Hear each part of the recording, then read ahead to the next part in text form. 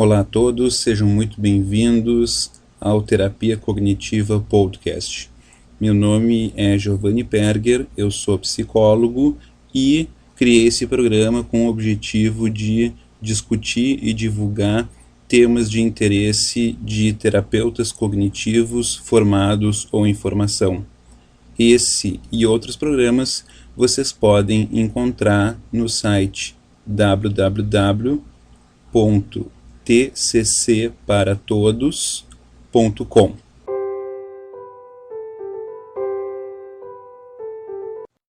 Olá, Wilson, bom dia.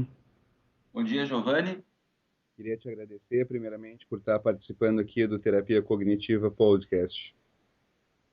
Obrigado, prazer é todo meu. Wilson, o tema do podcast de hoje é a terapia comportamental dialética. Então, a primeira coisa que eu queria perguntar para ti é o que é a terapia comportamental dialética? Bom, a terapia comportamental dialética foi um tratamento que foi desenvolvido por uma psicóloga chamada Marsha Linehan, e ela fez uma síntese, na verdade, de diversos tratamentos que ela havia tido contato ao longo de todos os anos de formação que ela tinha. Os trabalhos com a terapia comportamental dialética começaram no final da década de 80, início da década de 90, e a gente tem uma publicação dela de 93 como sendo a publicação que de fato funda, né, a terapia comportamental dialética, e que ela apresenta dentro dessa publicação de uma maneira bastante completa todo o pensamento da teoria biosocial, que é a teoria que embasa, né, tanto o entendimento quanto o processo de intervenção da terapia comportamental dialética. Ok. E essa comportamental dialética é específica para uma classe de transtornos, borderline, Wilson? Ou ela é usada em outros transtornos também? Atualmente, ela vem sido implementada no tratamento de outros transtornos mentais graves também, né? Mas ela foi desenvolvida inicialmente para tratar mulheres com personalidade borderline grave, né? Uhum, Esse perfil do paciente que foi desenhado, né, um modelo de tratamento em função de ser um tratamento altamente estruturado e que demonstrou ser efetivo para esse tipo de população. uhum, A gente tem alguns trabalhos importantes sendo desenvolvidos na área de transtornos alimentares, uhum, existem alguns trabalhos na área da dependência química, pacientes suicidas com comorbidade, com transtornos da personalidade, enfim, algumas populações em que a terapia comportamental dialética vem ganhando força nos últimos tempos. uhum. E quais são as características desse tratamento, a terapia comportamental dialética?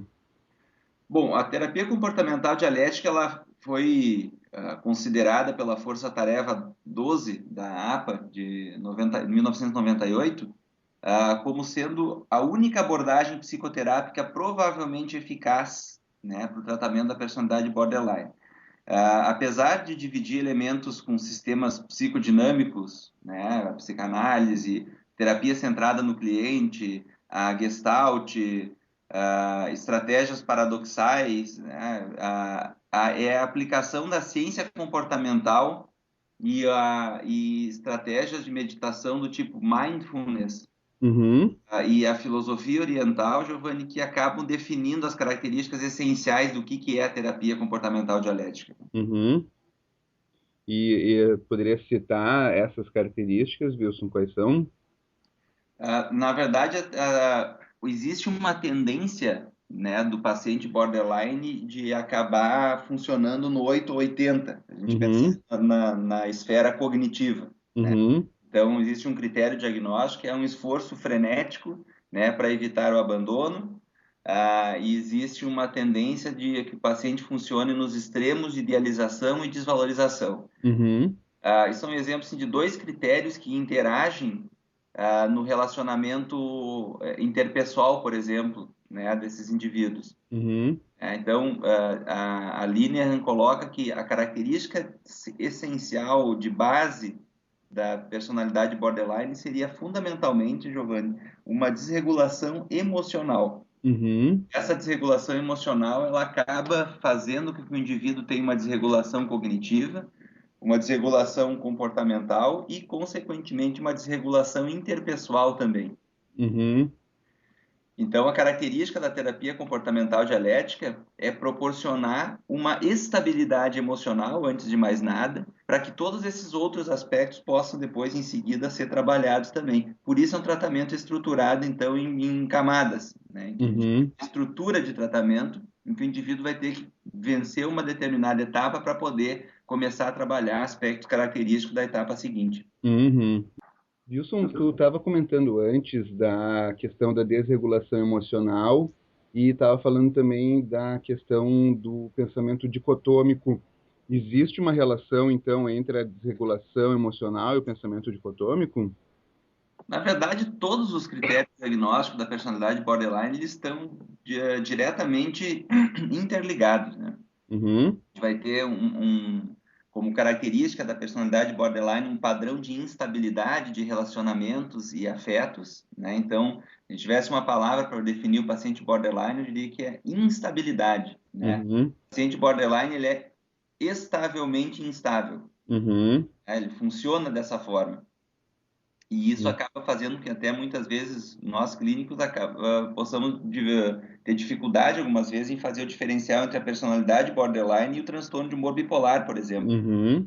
né? Aqui onde também apresenta uma instabilidade e isso pode ser um fator de confusão muitas vezes na questão diagnóstica. E Wilson, já que a gente está entrando nessa questão de psicopatologia, tu podia dar uma ideia para nós do que é o essencial que devemos analisar para poder diferenciar esses dois transtornos?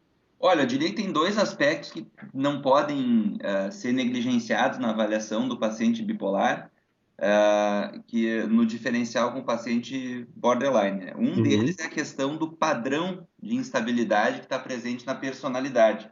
Uhum. Isso não está presente no paciente bipolar necessariamente. Uhum. Vai ver que o paciente bipolar ele apresenta ciclos em que são períodos em que o humor dele está nitidamente diferente do humor dele habitual. Uhum. E na personalidade borderline, o indivíduo é assim, ele funciona dessa forma. Uhum. Somado a isso, o segundo fator é de que o paciente com um transtorno de humor bipolar, ele apresenta alterações também psicofisiológicas, né? Uma necessidade diminuída de sono, um aumento de energia e atividades direcionadas ao prazer, ao trabalho, à produtividade, enfim, que na personalidade borderline nós não vamos ter isso de maneira tão marcada, né? O paciente não tem uma aceleração do seu curso do pensamento, ele não vai ter na personalidade borderline uma necessidade diminuída de sono, né? Ele vai ter um padrão em que ele vai de um minuto ao outro oscilar de um estado de humor para o outro em Uhum. função da sua hiperreatividade emocional. Uhum. Ok. Bom, Wilson, tu comentou antes que o tratamento da terapia comportamental dialética, ele é altamente estruturado, é isso? Isso. É um Poderia, tratamento. poderia falar dessa estrutura para nós? A personalidade borderline, ela é um tipo de psicopatologia em que o paciente precisa de uma colocação clara de limites, né? Os pacientes pedem esses limites. Uhum. Então, o que a Linehan se propôs a fazer com a terapia comportamental dialética, fundamentalmente é desenvolver um modelo de tratamento que tenha uma estrutura que ajude a dar esses limites para esses pacientes. Uhum. Então, a Linehan separou o tratamento em um estágio inicial. Uhum. Seria um estágio de pré-tratamento. Uhum. Esse estágio de pré-tratamento ele seria fundamentalmente baseado na ideia de que a gente precisa comprometer o paciente com o tratamento, com as metas de tratamento e com as regras de como vão operar esse tratamento. Uhum. E quais que são essas regras que são colocadas, Wilson? Fundamentalmente comportamentos que interferem na terapia, né? Uhum. Se a gente tem um paciente, por exemplo, que apresente um risco de suicídio bastante evidente, uma das regras seria que o paciente não iria tentar nada contra ele, né? E aí nisso a gente tem a regra dos 12 meses, né? Que seria um compromisso de um ano de tratamento. Uhum. No início do tratamento, o terapeuta, ou a terapeuta, enfim, se coloca numa posição de que o paciente vai ter que se comprometer com as regras desse tratamento por pelo menos 12 meses. E Uhum. nos dá esse tempo, né, para que isso seja trabalhado. Uhum. E, assim, dá para inserir nisso aqui como regras a questão das faltas ao tratamento, a questão de uso do telefonema ao longo de todo o processo de tratamento, Uhum. o respeito ao terapeuta. O paciente borderline, frequentemente, ele pode apresentar uma característica de desafio, né, Uhum. de testar os limites, né, e os limites incluindo do terapeuta. Uhum. Então, uma combinação que pode ser feita com um paciente, por exemplo, que é um paciente muito agressivo, um paciente que possa ser, de alguma maneira, muito hostil com o próprio terapeuta, pode estar inserido, né, como um exemplo nessas regras iniciais de que o paciente tem que se comportar de uma maneira que faça com que o terapeuta queira continuar atendendo esse paciente, Uhum. né? Então, na terapia comportamental dialética existe uma preocupação muito grande de que o paciente borderline acabe assumindo as responsabilidades sobre o seu processo de melhora. Uhum. A E, Linehan tem uma frase interessante que diz que os pacientes borderline não são culpados por terem se tornado o que se tornaram, mas mesmo assim eles são responsáveis por modificar essa condição. uhum. E Wilson, essas regras, elas são colocadas mesmo que o paciente não tenha tido nenhum comportamento, porque o paciente border pode iniciar e nas primeiras sessões, enfim, não ter esse tipo de comportamentos. Ainda assim, o terapeuta coloca antecipadamente, mesmo que o paciente não tenha apresentado? Sim, o que eu diria, Giovanni, é que na terapia cognitiva, né, a gente trabalha de uma maneira bastante clara, né, com a questão de que uma avaliação do diagnóstico ateórico, ou seja, psicopatologia descritiva, Uhum, ela vai ser avaliada num primeiro momento, né? Então, depois de feita uma avaliação e que eu já cheguei a uma hipótese diagnóstica de que esse indivíduo tem um transtorno da personalidade borderline, uhum, e que esse transtorno, né, como qualquer psicopatologia, também estamos falando uma questão de índice de gravidade, né? uhum, Se esse paciente apresenta uma gravidade o suficiente para que eu possa, com o conhecimento técnico, julgar que a melhor intervenção seria a terapia comportamental dialética, aí sim, respondendo a tua pergunta, sim, essas regras são apresentadas mesmo que o paciente não tenha apresentado ainda. uhum, Se foi feita a avaliação e ele tem o diagnóstico e tem a gravidade suficiente para que esse tipo de comportamento apareça, é melhor que isso seja discutido antes que o problema apareça do que a gente tentar fazer uma intervenção depois para remediar um paciente que se cortou, que tomou todo o remédio que tinha, que uhum. tomou alguma coisa contra ele. Então, ótimo. Estágio de pré-tratamento. E queria que tu pudesse entrar um pouco no tratamento em si, no primeiro estágio, explicando qual que é o critério também para dizer que a pessoa passou do pré-tratamento para o tratamento. Bom, o estágio pré-tratamento, Giovanni, ele implica compromisso, né? Uhum, Porque a gente acabou de revisar. A gente só considera que o paciente já está no primeiro estágio quando ele estiver totalmente comprometido com as metas e combinações que foram delineadas pela dupla terapêutica. uhum, Então, se terapeuta e paciente estipularam que o indivíduo não pode usar drogas, não pode chegar atrasado na consulta, não pode tentar se matar, não pode mexer na prescrição do medicamento que foi feito pelo médico prescritor, isso só vai ser considerado voto vencido, uma etapa cumprida, quando isso de fato estiver ocorrendo.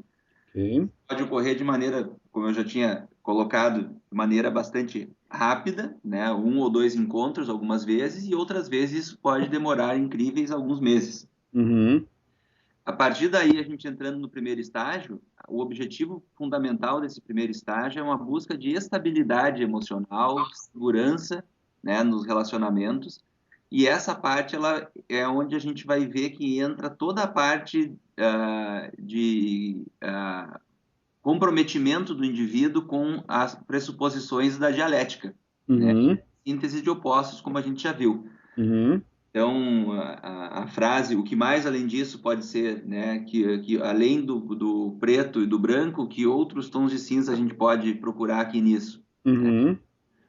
Isso vai ajudar com que o indivíduo possa, associado às estratégias de meditação do tipo mindfulness, né, que seria uma atenção plena, né, a Uhum. todos os elementos presentes naquela cena, naquela situação, que o indivíduo possa desenvolver essa capacidade de controle maior das suas emoções, levando em consideração variáveis outras que não só aquela primeira que ele está mais automatizado e acostumado a ter. Uhum.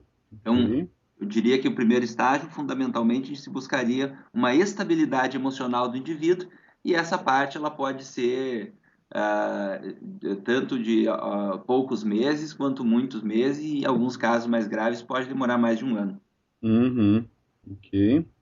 E tu falou na questão de buscar uma estabilidade, falou em técnicas de mindfulness. Existem outras técnicas que são utilizadas nesse primeiro estágio? Nós temos estratégias comportamentais, existem estratégias dialéticas, né, que são Uhum. estratégias específicas da terapia comportamental dialética, com intervenções paradoxais, uso de metáforas, e uma série de outras técnicas que podem ser utilizadas nesse momento. Uhum. Se trabalha muito com a questão de estabelecimento de limites, né? E existe um aspecto comportamental muito grande na terapia comportamental dialética. E eu acrescentaria também o trabalho que é feito com o desenvolvimento de habilidades, né? Onde o Uhum. treino em habilidades sociais ele está bastante presente ao longo de todo o tratamento na terapia comportamental dialética e no nível um não é diferente. A Aline, Uhum. ela até nem fala em treino em habilidades sociais, ela fala em treino em habilidades, dando a ideia de que é algo mais amplo do que simplesmente treinar habilidades sociais. Tem habilidades de controle das emoções, habilidades de questionamento dos pensamentos dicotômicos que o paciente apresenta, mas Uhum. existe uma forte ênfase dada no treino em habilidades sociais também, né, onde as Uhum. habilidades interpessoais são necessárias, né, para a busca dessa estabilidade. Uhum. Isso eu fiquei curioso, falou em técnicas de controle das emoções. Poderia nos dar um exemplo de uma técnica utilizada nesse sentido? Existem várias alternativas para se trabalhar com emoções em pacientes borderline, né? O que Uhum. o modelo biosocial pressupõe é de que existe uma desregulação emocional. Uhum. Pacientes borderline eles frequentemente acreditam que as emoções são perigosas, né? Que eles não toleram as emoções, que as emoções elas quando elas vêm elas vão ficar para sempre. Então, se eu odeio uma pessoa, eu vou odiar essa pessoa para sempre. Se alguém não gosta de mim, essa pessoa nunca vai mudar de ideia. Uhum. Eu tô com raiva de alguém e eu vou ter essa raiva vai durar para sempre. E a gente trabalha na terapia comportamental dialética fundamentalmente mostrando para o paciente que as emoções vêm e vão, né? Que o fato de Uhum. uma pessoa estar sendo odiada num determinado momento não significa que ela deva ser odiada, né? E nem que ela vai seguir sendo odiada para o resto da vida. Uhum. Então, Ok. uma técnica que a gente pode fazer seria o uso de metáforas, ou a gente pode fazer até mesmo alguns exercícios experimentais com o paciente, como, por exemplo, botar uma pedra de gelo na mão do paciente, né? Uhum. Segura uma pedra de gelo, ela, num primeiro momento, causa um certo desconforto e depois começa a doer, começa a ser bastante desconfortável. Só que se a gente segurar a pedra ainda, ela chega uma hora que começa a anestesiar a mão. Uhum. Então, essa metáfora ela pode ser feita com as emoções com o paciente borderline. As emoções elas podem parecer intoleráveis num determinado momento, mas se eu continuar trabalhando com elas e aceitar essa emoção, isso pode fazer com que eu consiga passar a arrebentação, digamos assim, e eu consiga tolerar um desconforto emocional por mais tempo. Uhum. Tá ótimo.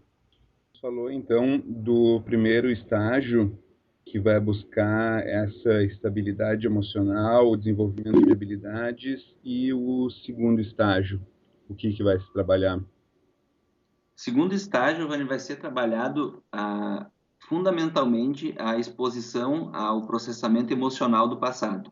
Uhum. Isso vai ocorrer de maneira gradativa, a transição de um estágio para o outro, à medida em que a gente perceber que o indivíduo já está apresentando condições de poder falar sobre as experiências traumáticas que teve, sem que isso o desestabilize emocionalmente. Uhum. Então, não existe um marco, dizer, olha, até dia 15 de maio a gente vai no primeiro estágio, depois nós vamos passar para uma outra etapa. Isso Uhum. acontece uma transição natural, né? À medida em que a consulta começa a ganhar forma e começa a ter uma ênfase maior em aspectos relacionados ao passado, porque a dupla terapeuta-paciente já percebeu uma maior estabilidade do indivíduo. Uhum.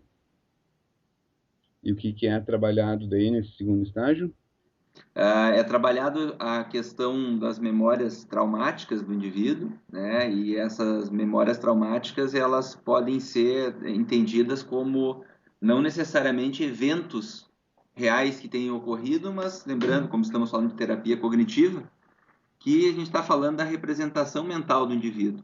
Então, ele não precisa necessariamente ter tido um evento em que vai ser julgado na terapia, pelo terapeuta e pelo paciente, se aquilo de fato ocorreu ou não. O que vai ser Uhum. trabalhado é a representação mental que o indivíduo tem e ajudando o paciente a gerar significados outros, né?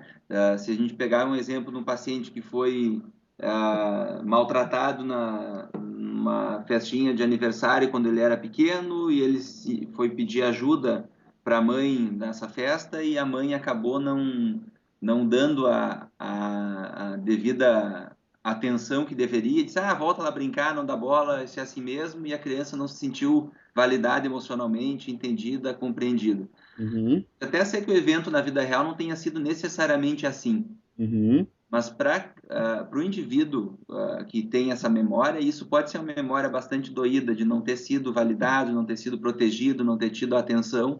E a gente vai trabalhar na terapia aceitando a maneira como ele se sentiu, entendendo e ajudando ele a estabilizar em relação a isso, mas principalmente tentando gerar significados alternativos, Uhum. né? E que não aquela única explicação que o indivíduo construiu de que se ele não teve o apoio da mãe naquele momento é porque ele não é amado o suficiente, Uhum.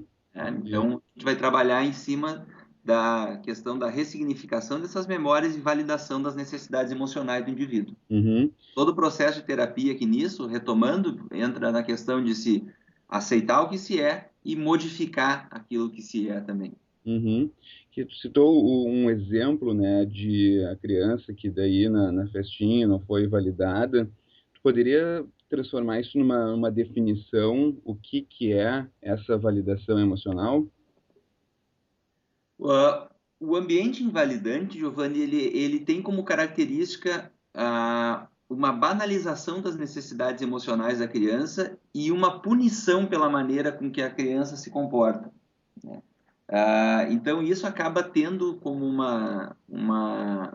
vamos dizer, um ciclo que vai se auto-perpetuando, porque não é dito para mim como me comportar, eu começo de maneira errática a tentar acertar, né, por um método de tentativa e erro, então respostas erráticas, inadequadas e extremas, né, acabam fazendo com que a criança busque um sucesso nesse ambiente, e o ambiente não acaba dando um retorno, né, Uhum. para o indivíduo. Então, essa contingência ambiental que acaba sendo apresentada, ela vai fazer com que o indivíduo cronifique esse padrão de funcionamento, e quando a gente fala de personalidade, a gente está falando fundamentalmente de padrões, Uhum. né? Então, de maneira sintética, o ambiente invalidante ele é aquele em que ocorre uma banalização da necessidade emocional da criança e uma contingência punitiva para aquele padrão de comportamento que ela costuma apresentar. Falamos então do segundo estágio, que envolve esse processamento de lembranças do passado, e o terceiro estágio, como que ele é caracterizado. Bom, o terceiro estágio, Vani, depois que a gente já conseguiu fazer com que o paciente, entre aspas, isso, tenha feito as pazes com o processamento emocional do passado dele, ele vai consistir, então, fundamentalmente, esse estágio seguinte, numa síntese, né, do que foi trabalhado nas etapas anteriores, né? vai ter uma ênfase maior na resolução de problemas e aspectos de vida do indivíduo, conseguir um emprego melhor, achar um namorado que tem uma relação mais respeitosa com ela, ter uma aproximação dos laços familiares que foram perdidos ou se desgastaram ao longo desses anos. Enfim, vai ter todo um trabalho de readequação do indivíduo na vida dele. Eu diria que esse terceiro estágio ele é muito parecido com um paciente que busca psicoterapia e que não tem uma psicopatologia mais grave, né? São Uhum, problemas de vida existenciais que todos nós temos, não é porque o indivíduo está melhor da personalidade borderline que ele não vai ter outros problemas ainda na vida. uhum, Esse terceiro estágio ele busca fundamentalmente uma síntese do que foi trabalhado nas etapas anteriores e uma ênfase muito grande no respeito ao self, né, para que o indivíduo possa se respeitar, estar com a autoestima mais forte e procurar conquistar coisas na sua vida. uhum. E esse estágio, ele pressupõe que o anterior ele seja eh, concluído, a síntese das lembranças. Todos os Ah, estágios, na terapia comportamental dialética, esses estágios eles são sequenciais. aham, Então, não, como eu coloquei antes, não quer dizer que a gente não possa tocar no assunto de um estágio anterior, né? Ou até mesmo um estágio seguinte em uma determinada consulta. Mas de maneira alguma é dada ênfase a isso. uhum, Então, se o indivíduo lá no primeiro estágio, quando está se buscando uma estabilidade emocional, ele conta de uma experiência traumática que ele teve quando criança, não se vai dizer não, não pode falar sobre isso nesse momento, né? A gente vai uhum, ouvir, vai validar, vai acolher aquilo que está sendo colocado, mas não é dada ênfase ainda por se entender que ele ainda não tem uma estabilidade emocional para mexer nisso. uhum, ok. E para ter, então, esse processo de respeito ao self, precisa ter passado por esse processo de aceitação e reestruturação e ressignificação dessas lembranças. Esse estágio anterior de exposição ao processamento emocional do passado, que seria o estágio 2 que a gente comentou anteriormente, ele é uma condição necessária para que o indivíduo esteja em paz com ele mesmo, porque a gente é fundamentalmente aquilo que a gente lembra. Uhum, Então, se o que eu lembro de mim é que eu sou uma pessoa inadequada, que eu sou alguém que não sou digno de ser amado, que eu sou alguém que eu preciso me sujeitar a todo e qualquer tipo de situação para poder ser gostado ou amado pelas pessoas, isso vai fazer com que a minha autoimagem seja defeituosa. uhum, Então, por isso a importância de se ter como eu coloquei antes, entre aspas, fazer as pazes com o passado para que eu possa estar em condições de trabalhar nessas conquistas futuras. uhum, ok. Então, Wilson, pelo que eu entendi, passada essa terceira etapa, esse terceiro estágio do respeito ao self, nós temos a última etapa da terapia, é isso? Eu não diria a última etapa da terapia, Giovanni, mas sim a última etapa do tratamento, porque Uhum, essa parte, a Aline, ela não necessariamente coloca que ela tem que ocorrer na terapia. ah, Esse último estágio, ele é aquilo que ela enfatiza como sendo uma ênfase no foco, no senso de completude, aham, onde o indivíduo então atingiria um nível de estabilidade emocional mais plena, né? Onde ele teria uma paz de espírito maior, ele teria já alcançado aspectos que podem ser alcançados através da religião, de práticas meditacionais, e também na psicoterapia, né? Então, a linha coloca que seria um estágio que, inclusive, nem todos os pacientes teriam condições de chegar até esse estágio, e muitas pessoas chegam a esse estágio não mais sendo pacientes de psicoterapia, eles podem conseguir isso, inclusive, fora da terapia, uhum, né? Então, esse último estágio seria um estágio que pode ocorrer na etapa final do tratamento da personalidade borderline grave, ou uhum, ocorrer, inclusive, mesmo pós-alta. uhum, O paciente pode uhum, ter tido alta no terceiro estágio, por já se considerar que as metas do tratamento foram plenamente atingidas, e ele pode seguir buscando isso através de outros tipos de práticas, né? uhum. E mesmo pensando num terapeuta cognitivo no sentido mais tradicional, que está acostumado a trabalhar a questão de prevenção à recaída antes da alta, onde vai se trabalhar de maneira bastante específica aqueles elementos que vão ser mantidos aí por conta após a alta.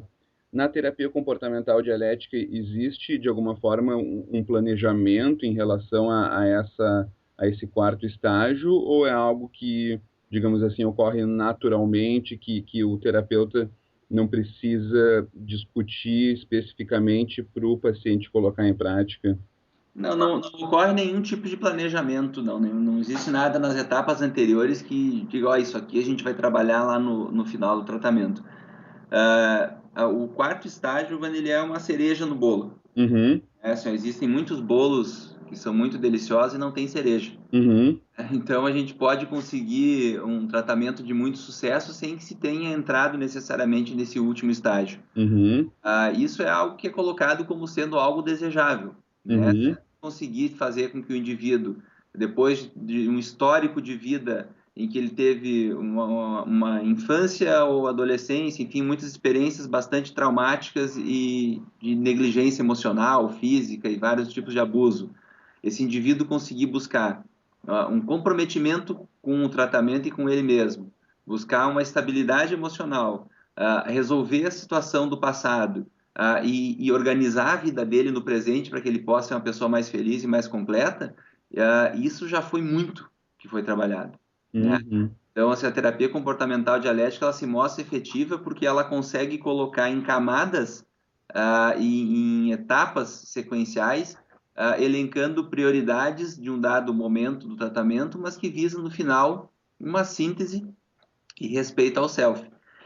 Essa trabalho em cima do foco no senso de completude seria depois de tudo isso ter sido trabalhado. Se uhum, sobrar espaço no tratamento, ou motivação, enfim, ou a necessidade, de alguma maneira, de se alcançar objetivos mais altos, aí sim isso vai ser trabalhado. Esse é um uhum, estágio que ele pode ser considerado um estágio optativo dentro da terapia comportamental dialética, porque o foco principal do trabalho foi atingido nas etapas iniciais. uhum. Tá ótimo. Isso agora que nós vimos esse panorama aí do pré-tratamento e dos quatro outros estágios, queria falar um pouco contigo a respeito das habilidades do terapeuta, porque me parece que as habilidades requeridas de um terapeuta para a terapia comportamental dialética vão um pouco além daquelas de um terapeuta cognitivo tradicional. Tu poderia falar um pouco para nós a respeito disso? Uma questão importante, Giovanni, na terapia comportamental dialética, né, e o dialética aqui, eu volto a afirmar, ele se refere à síntese de opostos. Uhum, Então, uma questão crucial para o tratamento na terapia comportamental dialética é que o terapeuta possa se manter dialético ao longo de todo o processo. E para isso, ele tem que adotar isso, né, como característica do seu formato de trabalho e eu diria até como característica pessoal também, né? Então, dentre as características necessárias, eu ressaltaria três dialéticas fundamentais que precisam estar presentes como características e habilidades do terapeuta. uhum, A primeira delas, que eu diria, seria uma orientação para a mudança, ou seja, trabalhar para que ele se modifique aquela condição, mas também, dialeticamente falando, uma orientação para a aceitação. Então, uhum, o que eu tinha comentado antes. Então, essa orientação para que se aceitar o que se é e se modificar o que se é está presente em qualquer processo de psicoterapia. E isso é uma característica necessária no terapeuta para que ele possa ter essa sensibilidade de saber quando é que é o momento de eu forçar uma mudança de um jeito de ser do meu paciente e quando é que eu tenho que aceitar aquele jeito de ser, porque isso faz parte de como ele é. uhum, Uma outra dialética, a segunda que eu ressaltaria, é a gente oscilar entre o estímulo para a mudança e exigências mais benevolentes, né? uhum, E é também trabalhar dentro disso na forma com que vai ser feita essa modificação. Então, se por um lado eu tenho que me aceitar o que eu sou e trabalhar para que eu mude aquilo que eu sou, eu vou ter que estimular em alguns momentos essa mudança, em alguns momentos eu vou ter que ser mais benevolente, até algumas vezes ampliar os limites e estender aquilo que foi entendido como sendo necessário para a mudança do paciente. uhum, E a terceira característica, eu acho que é a questão da maneira com que são colocadas as coisas dentro da terapia comportamental dialética. É necessário uma flexibilidade empática, né? No sentido de que eu preciso ter ah, uma empatia com o sofrimento do indivíduo e com as dificuldades que ele apresenta, mas, por outro lado, também eu preciso ter uma firmeza convicta de que é necessário essa mudança. Uhum. Então, nem sempre se manter dialético nessa gangorra é uma tarefa fácil, né? Boa. Por isso que se comenta, então, que na terapia comportamental dialética é tão necessária a supervisão, a discussão dos casos em equipe, o próprio tratamento pessoal do terapeuta, que eu acho que mais adiante valeria a pena a gente falar um pouco sobre isso. Claro, claro. E para além disso, né, porque acho que isso de discutir com colegas em supervisão é um aspecto central, mas teria alguma sugestão assim para quem está praticando ou visa praticar, como que a pessoa, o terapeuta, pode se monitorar para poder identificar se ele está sendo dialético? Ah, eu acho que uma questão importante dentro disso, Giovanni, é a gente ter a certeza de que estamos fazendo o nosso melhor. Uhum, E aí, nisso, eu chamo a atenção para a questão da necessidade do estudo constante, né? A gente dificilmente, em qualquer abordagem psicoterápica, a gente vai estar totalmente pronto, né? É uma profissão que nos exige estar estudando sempre, né? E uhum, eu acho que na terapia comportamental dialética isso também é bastante verdadeiro, né? Então, eu acho que o manter-se dialético envolve eu estar constantemente buscando fazer o meu melhor, e isso envolve a questão dos grupos de estudo, envolve a questão das leituras constantes, envolve a questão das habilidades essas que eu comentei, que para se manter dialético pode ser necessário um suporte de quem está olhando de fora, né? Então, o papel da supervisão ele é colocado pela Linehan, que é a criadora da teoria, como sendo algo crucial para o tratamento. E aí, aqui, trazendo para a nossa realidade aqui no Brasil, poucas pessoas no Brasil ainda, hoje em dia, ainda conhecem a terapia comportamental dialética e podem de certa forma, trabalhar dentro daqueles pressupostos que foram postulados por ela. uhum, A questão importante dentro disso, Giovanni, que eu vejo é quando a gente vai trabalhar com terapia comportamental dialética, eu ter muito claro para mim se eu estou adotando o protocolo e o modelo de tratamento que foi pensado ou se eu estou adaptando. uhum. Na maior parte das vezes, a gente trabalha com adaptações da terapia comportamental dialética, porque a gente não tem alguém que possa ser o nosso supervisor na minha cidade ou ou das minhas relações, ou eu não tenho a disponibilidade para discutir com a equipe toda semana, como a Linehan postula, ou eu não tenho condições de ter um grupo de profissionais que possam um atuar como treinador de habilidades, outro atuar como o coordenador do grupo, o outro trabalhar como terapeuta pessoal. Então, enfim, a gente tem uma série de papéis que são elencados na terapia comportamental dialética que não é fácil a gente poder botar isso em prática exatamente da maneira como foi postulado. Uhum. Então, nesse sentido, na prática, fazemos muito mais adaptações do que propriamente a aplicação do protocolo. Eu acredito que no Brasil a gente ainda esteja bastante aquém das condições ideais da maior parte dos locais de adotar exatamente a estrutura que a Marsha Linehan propôs para a terapia comportamental dialética, né? Uhum, Mas trabalhando em consultório, por exemplo, eles podem ter dificuldade em conseguir ter um grupo de pacientes borderline para fazer o grupo de treino em habilidades, né? Ou ele pode não ter um profissional que ele possa terceirizar essa parte do treino de habilidades como é proposto. Então, às vezes, uhum, tem que ele ser o treinador de habilidades e ele é o terapeuta individual e ele não tem pacientes o suficiente para ter um grupo. Então, são adaptações que são necessárias. O que eu uhum. chamo a atenção é que antes de eu me meter a trabalhar dessa forma, que eu tenha claro para mim se eu estou adotando ou adaptando. Isso ajuda eu tropeçar menos. Se eu tiver clara convicção de que eu estou precisando criar variações do modelo para poder adaptar a minha realidade. Tá ótimo. Olha, Wilson, para finalizar, acho que a gente podia entrar um pouco naquilo que tu citou, que são os pressupostos da terapia comportamental dialética, que vão estar embasando todo esse trabalho que tu explicou para nós. Poderia falar, então, quais são esses pressupostos? Ah, transtorno da personalidade borderline, ele é um transtorno que, historicamente, ele foi bastante mal compreendido, né? Então, se tinha uma ideia equivocada de que pacientes borderline são pacientes, por natureza, manipuladores, mentirosos, desmotivados, sedutores, agressivos, enfim.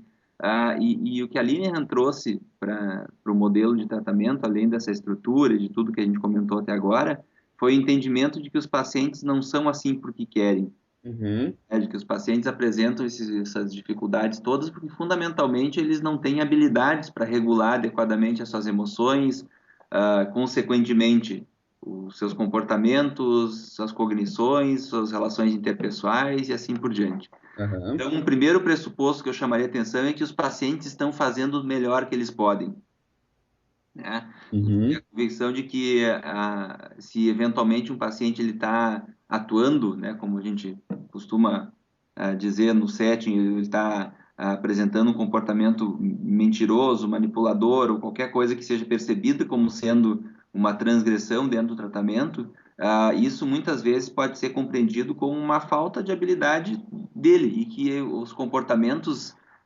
dialéticos, eles não devem ser esperados, eles devem ser ensinados. Então, se os pacientes estão fazendo o melhor que eles podem, né? E o segundo pressuposto é que os pacientes querem melhorar. Então, eles não têm habilidades, mas eles gostariam de saber como fazer, e cabe ao terapeuta ajudá-lo a entender isso.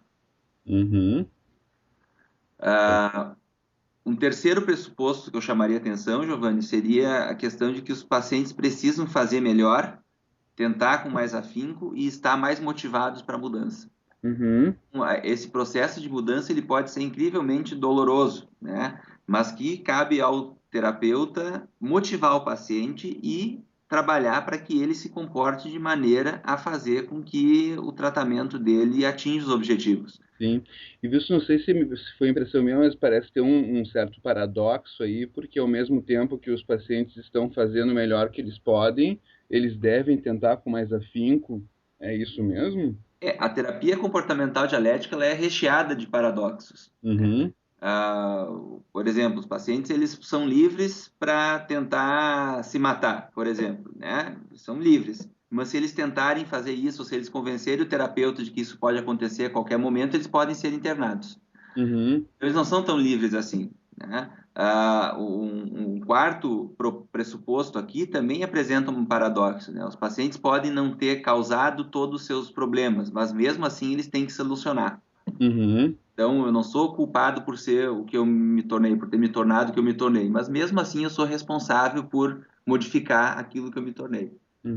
Então, esses paradoxos, eles são dialéticos, né? E eles fazem parte do processo psicoeducativo do tratamento e também daquilo que se espera ao longo de todo o processo.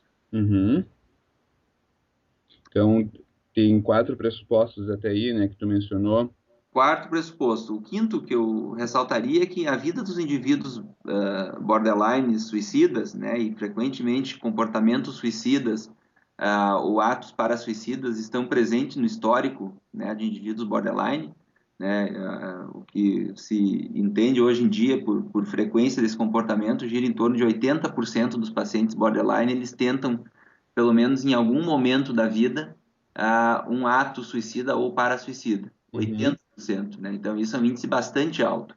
E erroneamente se entendia isso como uma questão manipulativa e corroborava aquela hipótese anterior de que pacientes borderline são manipuladores, né? E desmotivados por natureza, e mentirosos e tudo mais. E, na verdade, o que a Linehan postula é de que a vida dos indivíduos suicidas, borderline, são intoleráveis mesmo, como eles afirmam, né? Que para eles, eles vêm daquela forma e eles sofrem daquela forma e com aquela intensidade. E, viu, só para esclarecer, tu poderia definir o que é um comportamento para-suicida? Comportamento para-suicida seria um comportamento em que o indivíduo coloca a sua vida em risco deliberadamente sem a clara intenção de se matar. Então, se eu pego uma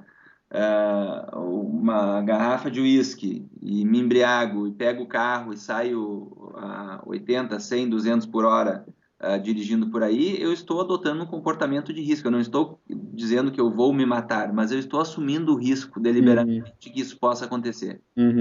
Então, Ok. um ato para suicídio é um ato em que eu coloco a minha vida em risco, mas não tem aquela ideação clara do suicídio, né? Quer dizer, eu vou tomar esse veneno porque eu quero morrer. O Ok. diferencial.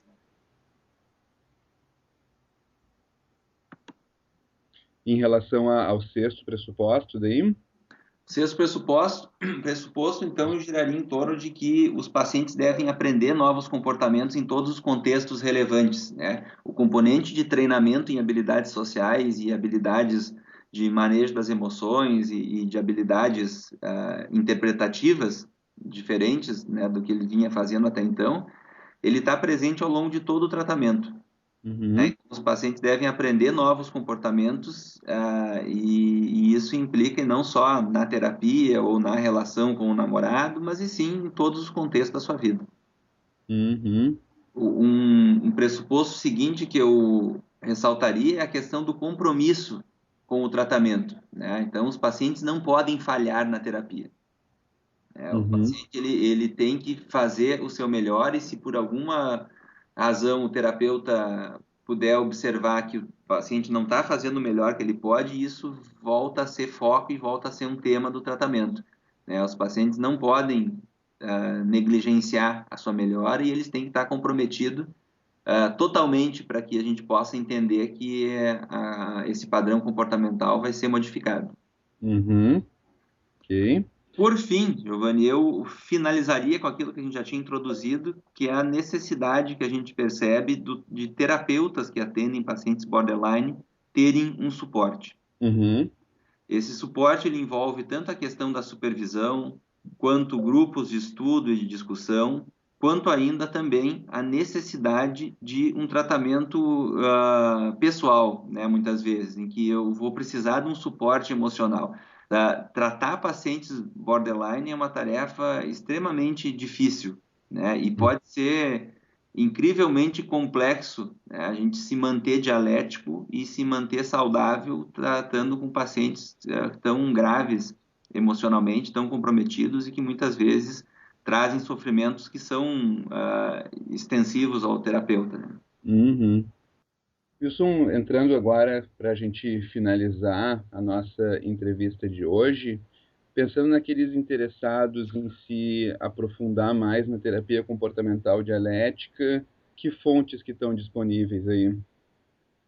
Olha, a gente tem alguns textos já publicados em português, né? Em inglês tem bastante coisa já publicada desde a década de 90 até hoje em dia, continua se produzindo conhecimento, né, na terapia comportamental dialética.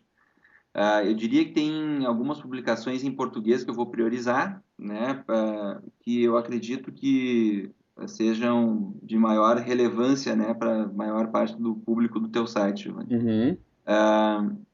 Eu acho que uma leitura que pode ser bastante útil nisso seria o livro da própria Marsha Linehan, de 93, que a gente tem traduzido, foi traduzido em 2010 pela ArtMed, que o nome dele é Terapia Cognitivo-Comportamental para Transtorno da Personalidade Borderline, né? Uhum. Guia do Terapeuta. Então, esse é um livro que ele apresenta a teoria de uma maneira bastante completa e ele tem diria uma característica de ser um livro que ele, das publicações que a gente tem em português, é aquele que vai trazer mais informações sobre a terapia comportamental dialética. Uhum. Ele faz parte de uma coleção da ArtMed chamada Tratamentos que Funcionam, né? Uhum. Ele seria o tratamento de escolha apresentado, então, para a personalidade borderline. Uhum. Um outro livro que faz parte dessa coleção também seria o Manual do Paciente, né, que ele também foi publicado em 2010. Ele foi publicado no Brasil com o nome Vencendo o Transtorno da Personalidade Borderline com a Terapia Cognitivo-Comportamental, Uhum. Manual do Paciente. Né? Então, tem o Guia do Terapeuta e tem o Manual do Paciente, que seria um livro de exercícios e que pode ser recomendado para o paciente com esse transtorno que está fazendo o tratamento dentro dessa abordagem. Uhum. Tem um capítulo que a Linehan escreveu dentro do livro do David Barlow, Uhum. O livro é intitulado Manual Clínico dos Transtornos Psicológicos. Uhum. Foi publicado pela Artimed também, e ele é um livro que apresenta um capítulo que é intitulado Transtorno da Personalidade Borderline. Quem Uhum. escreveu esse capítulo foi a Marsha Linehan e a Kerrer, que Uhum. escreveram em parceria, então, e que eu acho que seria uma outra indicação em português, que ela apresenta a teoria dela, o que está no livro, só que de uma maneira mais sucinta. Tem um capítulo de livro, então, uma síntese daquilo que é apresentado no livro. Para quem Uhum. quiser ter um primeiro contato, eu acho que seria uma boa indicação. Uhum. Tá Ah, ótimo. e eu ressaltaria ainda algumas outras publicações. Tem um livro da Carmen Beatriz Neufeld, que Uhum. tem que é protagonistas em psicoterapia, né? Uhum. Que apresenta, são casos clínicos, onde são, eu acho que é bem interessante para o leitor que quiser ter uma noção. Ele apresenta diversos casos clínicos, diversas psicopatologias, e tem um capítulo em especial que eu ressaltaria, que é intitulado 8 ou 80, que é um Uhum. capítulo que apresenta um caso real de uma paciente borderline que foi tratada e que apresenta ali os pressupostos da terapia comportamental dialética de maneira bastante elucidativa, né? Então, acho que seria uma outra publicação que eu acho que vale a pena a gente... Uhum. Que Tá? é da editora Sinopses, esse, né? Sinopses, né? E tem um outro capítulo de livro que também pode ser útil, que aí até no livro que tu é um dos organizadores, né? Do Ricardo Weiner, o Nelly Piccolotto e tu, que é aquele livro Novas Temáticas em Terapia Cognitiva, onde tem um capítulo intitulado Relações Amorosas Conflituosas e Psicopatologia. Ah, esse capítulo não é específico sobre a terapia comportamental dialética, mas ele apresenta a questão da personalidade borderline e nos relacionamentos interpessoais, como é que isso pode aparecer um entendimento, né, da personalidade e as complicações que podem estar presentes. E acho que também seria uma outra indicação de bibliografia em português que a gente tem aí que pode ser bastante relevante. Tá ótimo. Então tá, Wilson, queria te agradecer muito por ter contribuído aí com o Terapia Cognitiva Podcast. Eu que agradeço a oportunidade e eu desejo a todos um bom estudo e um sucesso para ti nesse teu empreendimento, Giovanni. Então tá, Wilson, um abraço. Tchau, tchau. Abraço.